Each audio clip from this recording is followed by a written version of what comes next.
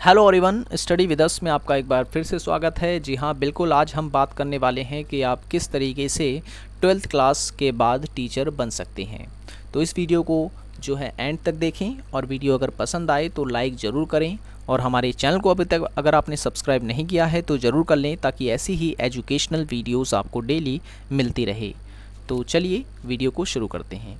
देखें, अगर हम बात करें वर्तमान समय की, तो टीचर एक ऐसी जॉब है जो हर कोई चाहता है, ठीक है। लेकिन 12th क्लास के बाद भी अगर आप जो हैं टीचर बन सकते हैं, तो इस वीडियो को बनाने का मेरा मुख्य उद्देश्य जो है वो यही है कि आपको इस बारे में जानकारी देना।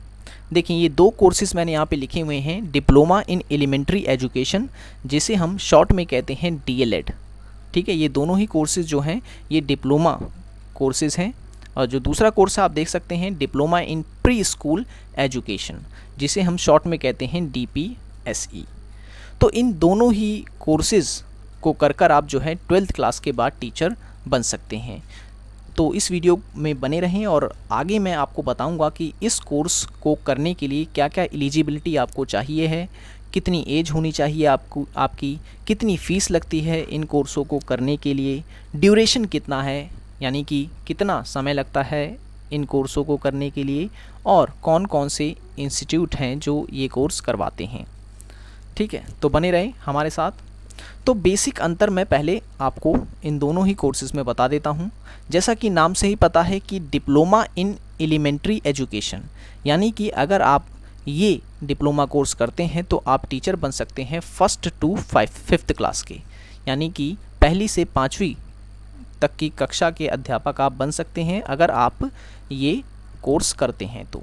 जबकि नीचे का जो ये कोर्स है, यानी कि diploma in pre school education, जैसे कि नाम से ही पता चलता है कि आप ये कोर्स करने के बाद प्री स्कूल के टीचर बन सकते हैं, जैसे कि नर्सरी, LKG, UKG। तो वो आपके इंटरेस्ट के ऊपर डिपेंड है, और कई लोग जो हैं वैकेंसी को देखकर भी जो है इन दोनों में से कोर्स को चुनते हैं। कई लोगों का मानना ये है कि प्री स्कूल एजुकेशन में वैकेंसियाँ ज़्यादा निकलती हैं, इस कारण ज़्यादातर जो लोग हैं वो DPSE का कोर्स ज़्यादा करते हैं। जबकि अधिकतर लोग ये मानते हैं कि एलिमेंट्री एजुकेशन, यानी कि एलिमेंट्री टीचर्स की जो वैकेंसी होती है वो ज़्यादा आती है, इस कारण अधिकतर लोग ये कोर्स भी करते हैं। तो ये दोनों ही कोर्स जो हैं आप आफ्टर 12th क्लास आप कर सकते हैं। इन दोनों ही कोर्स करने के बाद जो है आपको CTET का एग्ज़ाम देना होता है, ठीक है। CTET का एग्ज़ाम देना पड़ता है। CTET का एग्ज़ाम अगर आप क्वालिफाई कर जाते हैं तो आप जो हैं गवर्नमेंट के निकलने वाले जो फॉर्म होते हैं उसके लिए अप्लाई कर सकते हैं, और अगर आप गवर्नमेंट के द्वारा जो एग्ज़ाम लिया जाता है आप उसको क्वालिफाई कर जाते हैं तो आपको जो है टीचर की जॉब दे दी जाती है, ठीक है। दोनों ही कोर्स करने के बाद आपको CTET का एग्ज़ाम क्लियर करना पड़ता है।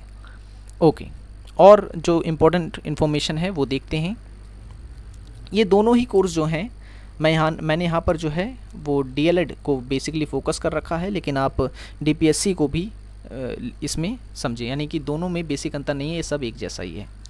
तो diploma in elementary education DLED की अगर हम बात करें तो ये 2 साल का कोर्स है। ठीक उसी प्रकार जो DPSE का कोर्स है, DPSE का, वो भी सेम टू सेम 2 साल का ही होता है।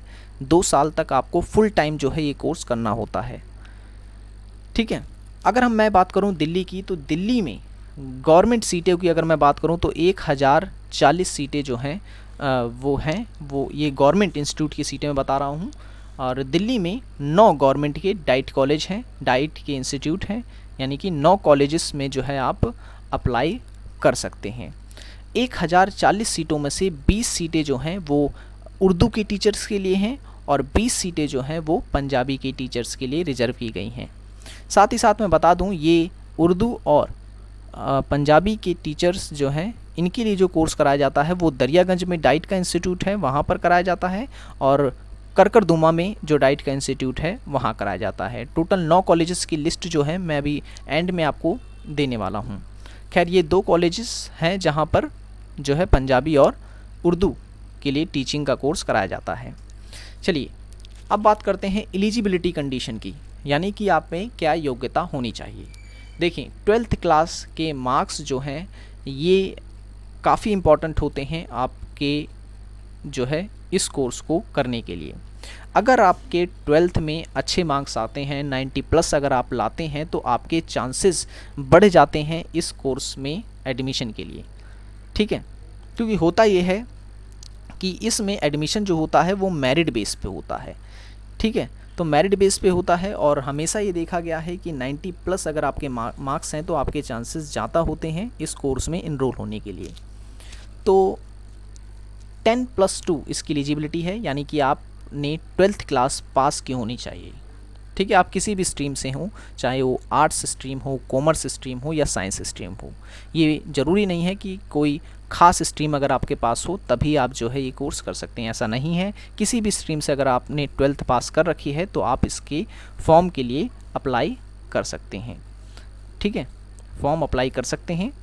और मैं बता दूं कि 50% से जो मार्क्स हैं वो आपके अधिक होने चाहिए, यानी 50% से अगर कम मार्क्स हैं आपके तो आप इसमें अप्लाई नहीं कर सकते हैं, ठीक है। और इसमें जो एडमिशन है, जो परसेंटेज है, मार्क्स का कैलकुलेशन जो है वो 5 सब्जेक्ट के बेस पे किया जाता है। कॉलेज में क्या होता है कि आपके बेस्ट 4 सब्जेक्ट के मार्क्स देखे जाते हैं, लेकिन इसमें ऐसा नहीं है।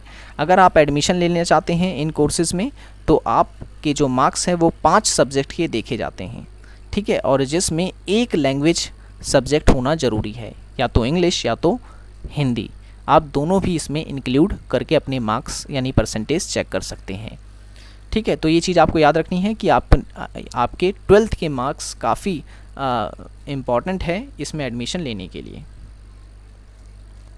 चलिए एज लिमिट की हम बात कर लेते हैं। एज लिमिट इसमें बताई गई है कि आपकी जो एज है वो 24 साल से ज़्यादा नहीं होनी चाहिए, क्योंकि आप समझ सकते हैं कि 24 साल के बाद जो एज होती है वो ज़्यादा हो जाती है। और क्योंकि छोटे बच्चों के टीचर्स के लिए जो एज होती है वो नॉर्मली कम ही मांगी जाती है। तो इस कारण इस कोर्स में ये एज लिमिट बताई गई है कि अगर आप 24 साल से ज़्यादा बड़े हैं तो आप ये कोर्स जो है उसके लिए अप्लाई नहीं कर सकते हैं। लेकिन अगर आप लोग किसी दूसरी कैटेगरी से हैं, किसी विशेष कैटेगरी से हैं, जैसे SC ST या OBC कैटेगरी से हैं, या आप PWD कैटेगरी में आते हैं, तो आपको जो है इसमें एज का रिलैक्सेशन दिया जाता है 5 साल के लिए, ठीक है, 5 साल के लिए। अब रिजर्वेशन प्रोविज़न की हम बात कर लें। देखें, हर राज्य में जो है ये जो कोर्सेज़ मैं आपको बता रहा हूँ उसके अलग अलग नाम होते हैं, ठीक है। तो अगर मैं विशेष तौर पर दिल्ली की मैं बात करूं तो दिल्ली में 85% जो सीटें हैं वो रिज़र्व की गई हैं दिल्ली वालों के लिए।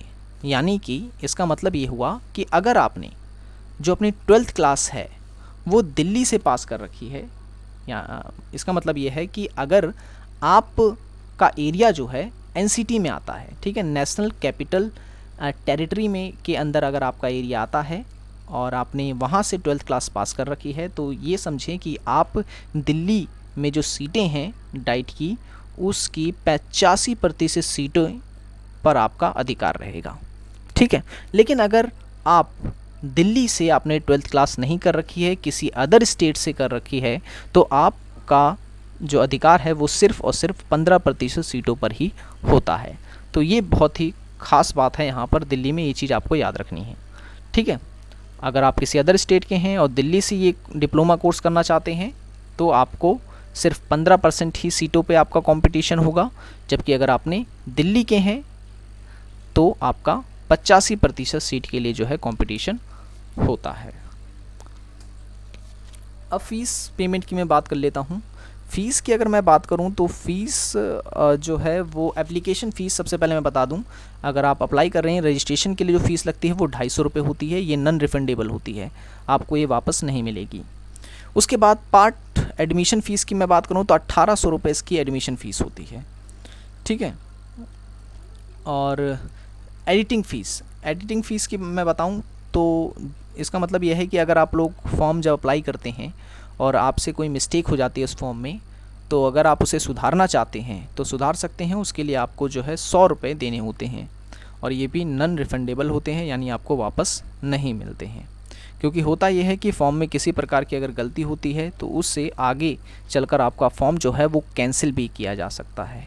तो इसलिए जो है एडिटिंग ज़रूर कर लें अगर आपके फॉर्म में किसी भी प्रकार की कोई गलती होती है तो, ओके, तो एक चीज़ और मैं आपको बता देता हूँ डेट्स के बारे में कि इसके फॉर्म कब चालू होते हैं। तो देखिए, मैं बता दूँ कि जैसे ही 12th क्लास का रिज़ल्ट आता है, ठीक उसके एक हफ्ते बाद से ही जो है एडमिशन शुरू हो जाते हैं डाइट के, ठीक है ना, या जिसे हम जेवीटी भी कहते हैं।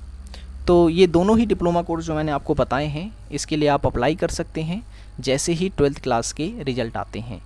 तो अब यहाँ पर क्वेश्चन उठता है कि किस तरीके से हमें जानकारी मिलेगी। तो अगर आप न्यूज़पेपर वगैरह पढ़ते हैं तो आपको वहाँ पर जानकारी मिल जाएगी कि इसके फॉर्म कब आ रहे हैं। और हमारे चैनल को ज़रूर सब्सक्राइब कर लें, यहाँ पर आपको हमेशा अपडेट मिलती ही रहती है एजुकेशन से रिलेटेड। और आप एक वेबसाइट है, मैं बता देता हूँ, SCERT